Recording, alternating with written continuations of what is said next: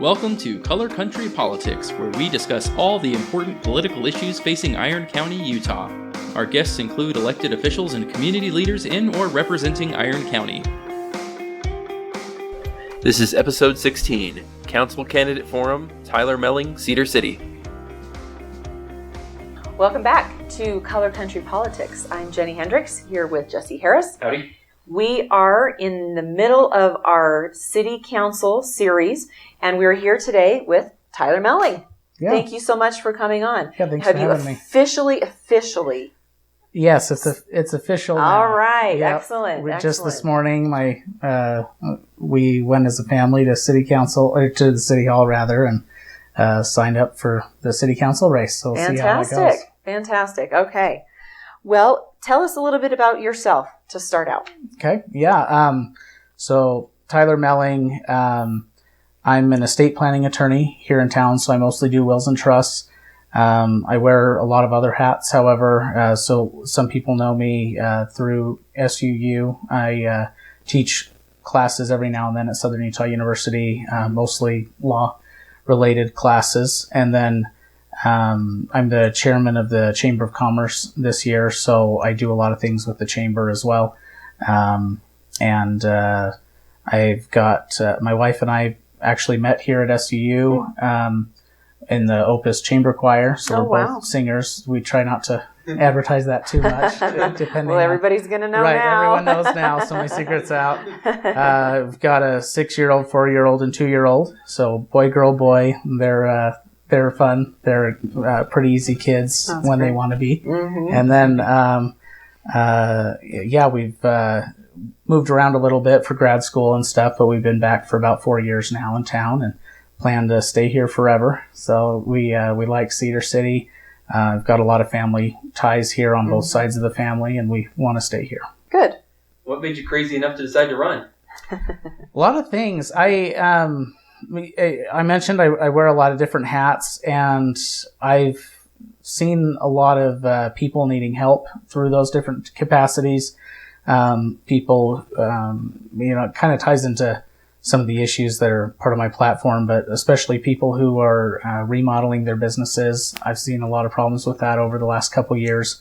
I'd like to find ways to address that. We've been working on that so far, but I'd like those people to have more of a voice. There are a lot of other issues. I'm on a water advisory committee, looking a couple other subcommittees looking at ways to not only attract jobs here, but help people who are already here to start their own businesses if there's not a job that already fits their skill set.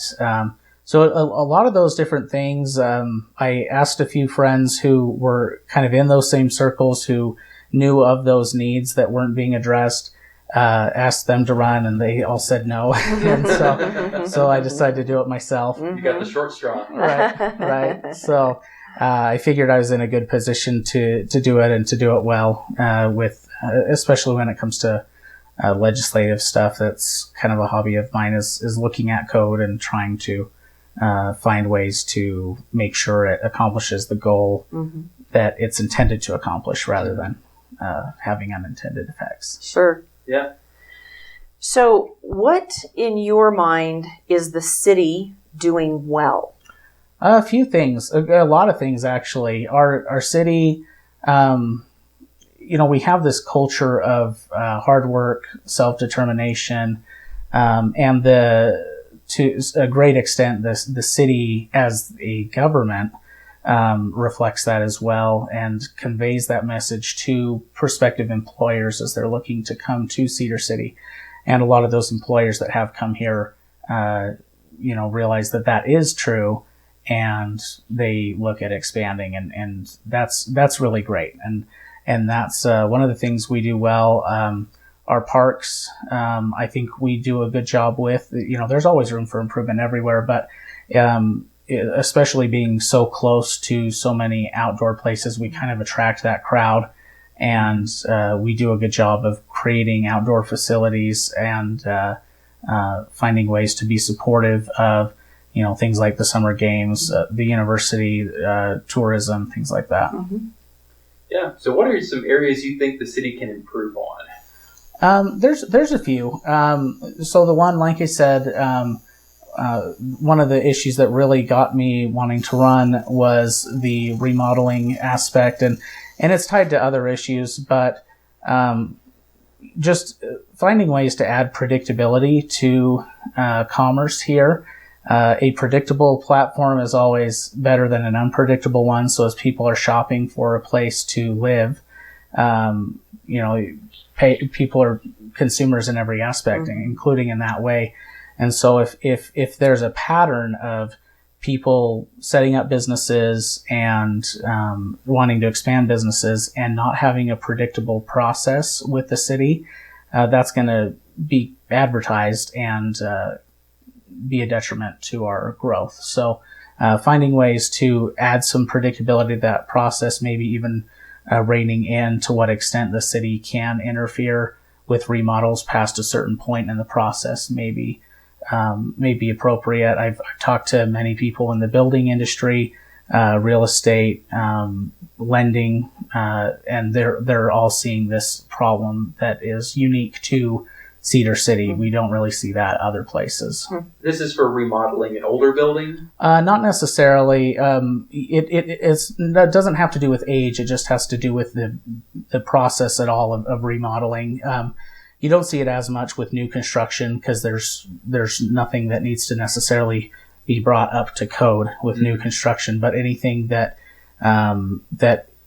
has elements that are not up to code that need to be brought up, those elements are not being brought to the project is approved with a list, and then the businesses are given a new list of things halfway through the project, or even sometimes months after the project is completed. So it becomes very iterative rather than here's everything that needs to do, here's your finish line. Right, especially when the planning, the funding, the budgeting all occurs at the beginning. Sure.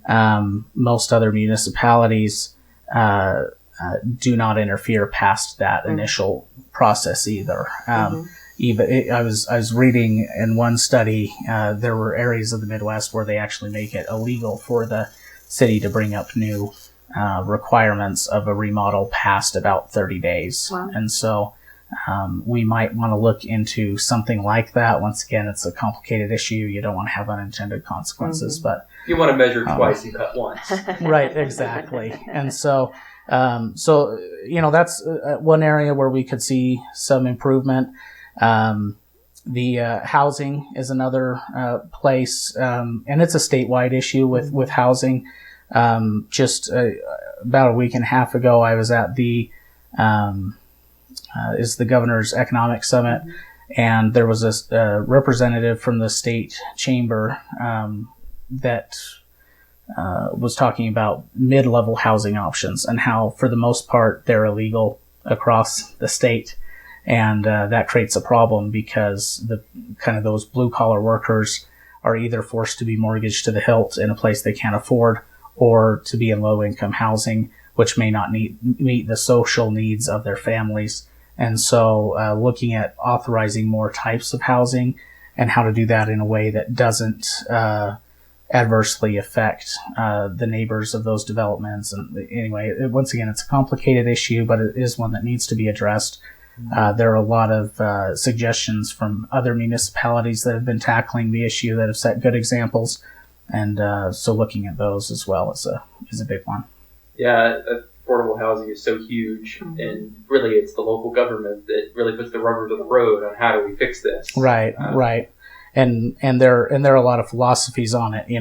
Ranging from, well, let's just subsidize everything, right, to just finding ways to deregulate the market in a way that you're not adversely impacting the neighbors, but that you are allowing the room for the types of housing you want to allow. That is kind of the tricky thing with real estate is Very you always tricky. say it's location, location, location. You aren't saying whatever's inside of my parcel is what I care about. It's what's around it that you're buying Right. into as well. Exactly. And that seems to cause a lot of heartburn whenever someone buys that idea of here's what's around me, and then it changes. Yeah. Like, well, this feels like a bait and switch now. Yeah. Right. So when you say deregulate, what does that mean?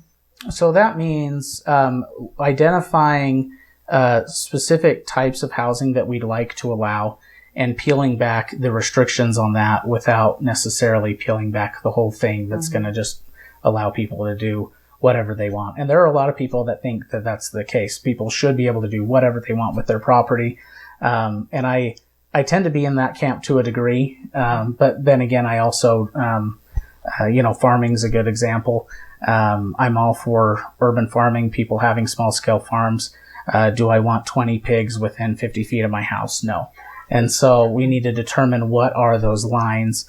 There are a couple projects I've been working on in talking with the Chamber of Commerce, with some of our our current city council, such as accessory dwelling units, allowing secondary units to be built onto homes for rent with certain restrictions to keep it from becoming just essentially an R2 and an R1 development. So looking at options like that are vetted, that have already been tried and tested in other places where they messed it up, and have been remedied, and looking at things like that that can be done, that have already been proven, not reinventing the wheel, basically. Learn from other people's mistakes. Exactly. Sure. So what specific goals do you have? What would you like to specifically accomplish if you were elected? Right. I think, the three things I'd really like to accomplish, that are much more detailed than the basics, but have to do with commerce, housing, and infrastructure. So I'd really like to see Cedar City regain what elements of its reputation it's lost in the private sector as far as obstructing commerce. We do a lot of things right. I'd like to see us be an example to everybody in the state. Starting with some of those remodeling issues, and going forward, being a standard for being a business partner in a community. I'd like to see more housing options being built. I think if we allow them, the private sector will take care of a lot of that. We just need to allow them. So I would like to see a lot of our housing pressure go away. And then finally, with our infrastructure, I'd like to see a little bit more of a deliberacy in planning for that. For example, roads. Roads are one thing. We build them nationwide. We build them the way we build them because that's how they're built and that's how they're engineered.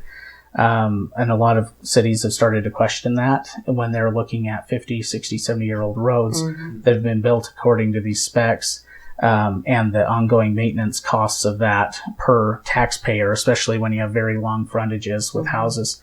And so I was reading one study where a city started to have a decline in its population because that area of the country had lower birth rates and so forth. The maintenance alone on their roads, had they taxed to take care of it, was going to be a quarter of household income. Oh, man. And that's nuts. And that's an extreme example, but across the country, as we see diminishing populations, those effects are felt more acutely. Now, Utah is not expected to be diminishing for about 40 years, but the life of our infrastructure in some areas is longer than that. So what legacy are we leaving to our children and grandchildren?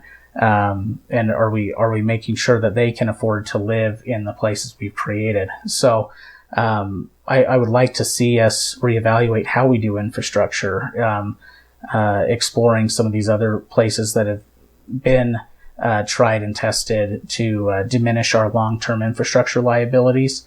And then along those lines, just a little more transparency. And it's not that we don't have transparency, but maybe a little more education to the public on how certain funds are handled. Impact fees come up a lot with new construction. Can there be more education on how exactly those are calculated and funded, and why do we do them the way that we do? so that people can understand that a little better. Sure. People look at me a little funny when I say my favorite tax bill is my property tax bill, but it has line items there. Oh, this is how much goes here. This is how much goes here. This is how much goes here. So it's the one tax bill where I know exactly what my money's being spent on. Exactly. And so I and a lot of those things can be summed up. I want a better place for my kids and grandkids. Mm-hmm. So, especially when we're looking at our infrastructure, so much of our infrastructure spending and maintenance is subsidized by the growth we're experiencing. Mm-hmm. And so, some call for a halt to all development. And right now that would be scary because we offset so much of our maintenance from new development. So how can we create a more sustainable city so that in the future, if that curve does reverse and we're not growing at the rate we are, how can we make sure that we're not spending an inordinate amount of our income on the upkeep of the infrastructure we've built? Mm-hmm. Yeah. So let's say you're stuck in an elevator with someone for a couple minutes. What's your pitch of why me? Why me? Couple minutes, probably be, I care about this city. I do a lot of research. I'm an insomniac, so to a fault, I read about this kind of stuff. And I can listen. As I listen to people, I'm always exposed to new ideas, new ways of doing things, new concerns. And even though we may not see eye to eye on all issues, I really do try to take into account everybody's perspective on different issues. And that's what Cedar City needs in an elected official, is someone who can take those different perspectives and vote for what's the best interests of the people, and someone who's invested in this community. Okay. Great. Thank you very much for coming and spending some time with us. Yeah, thanks for having me. Any parting thoughts you'd like to leave with us? I think we covered most of it. Yeah. If you we've got a Facebook page, just Tyler Melling for Cedar City Council. Mm-hmm. I'll post. I have been posting and will continue to post different things to that, including this podcast, different articles I tend to find about some of these ideas we've discussed that kind of go into more depth and then just tell your friends all that. So appreciate it. Well, thank you very much. Yeah. And thank you. We'll see you next time.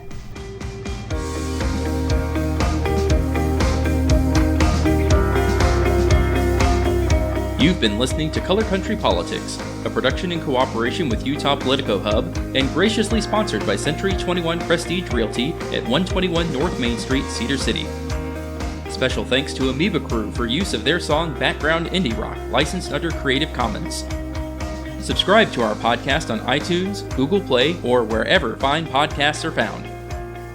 Also, check out our YouTube channel where we post video of our interviews. And don't forget to follow us on Twitter, Facebook, and our website at www.colorcountrypolitics.com.